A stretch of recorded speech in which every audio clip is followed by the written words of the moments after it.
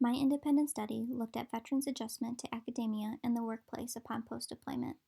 I had the privilege of working with Dr. Waung, who is a psychologist in the Behavioral Sciences Department.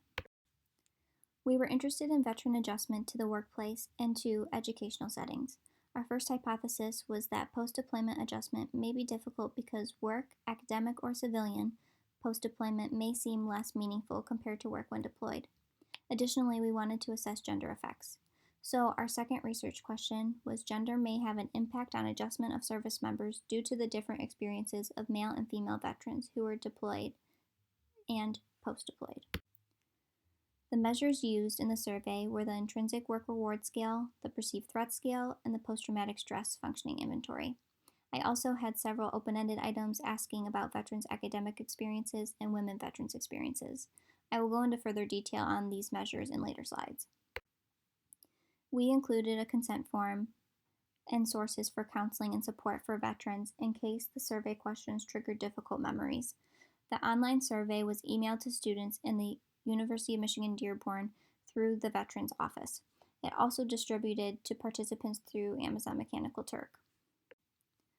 All of the participants studied were military veterans. We had a sample of 68 participants, 51 of which were male and 17 were female.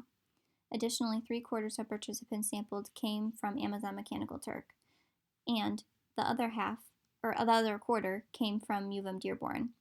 Furthermore, about half of the participants are currently enrolled in a college or university. The first set of survey items focused on the level of combat experience. 61% of participants indicated that they were in frontline combat in a hostile combat zone, or they experienced some level of traumatic brain injury. According to the table to the right, the largest number of participants served in the Army and then the Navy. We correlated these variables: gender, meaningfulness of work, perceived danger while deployed, and current PTSD symptoms. As expected, levels of danger when deployed and current PTSD symptoms were positively correlated to one another, so that the more dangerous the experience when deployed, the more current PTSD reported. However, meaningfulness of work was unrelated to post-deployment adjustment, measured by PTSD symptoms. We performed independent samples t-tests with meaningfulness of work, perceived danger when deployed, and PTSD symptoms examined for males and females. We found no significant differences by gender. Although the t-test did not reach statistical significance, trends were that women reported less meaningful post-deployment work than men. Women also had greater perceptions of danger while deployed and reported more PTSD symptoms. Responses to the open-ended survey items about ways to increase academic success resulted in these themes: help with study skills, college affordability, more accessible courses, and more applied courses. For example, one participant wrote to try to avoid death by PowerPoint, indicating that college courses need to be more applied, more active, rather than just listening to PowerPoint lectures. Themes regarding difficulties for women veterans included reports of sexual harassment and sexual assault while deployed.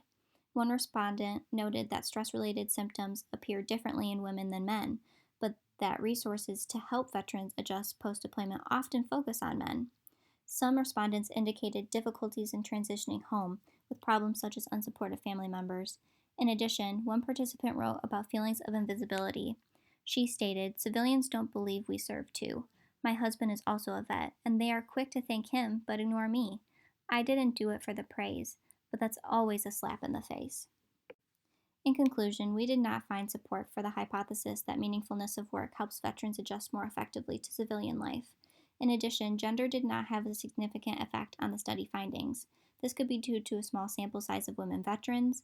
In future research, we need to use a better measure of adjustment versus relying solely on PTSD symptoms. Overall, the implications to this study are to increase academic support, applied learning, the use of problem-solving skills, and active learning for veterans in college. Furthermore, steps should be taken to reduce sexual harassment, sexual assault in the military, and additional resources geared toward the adjustment of women upon post-deployment. I would like to acknowledge the undergraduate and student independent research grant that I used to pay MTurk research participants. I am also grateful for the opportunity to thank an independent study course through CASEL. And thank you to Dr. Marie Waung for being a wonderful mentor and faculty advisor. If there are any further questions or comments, my email and Dr. Waung's emails are provided below.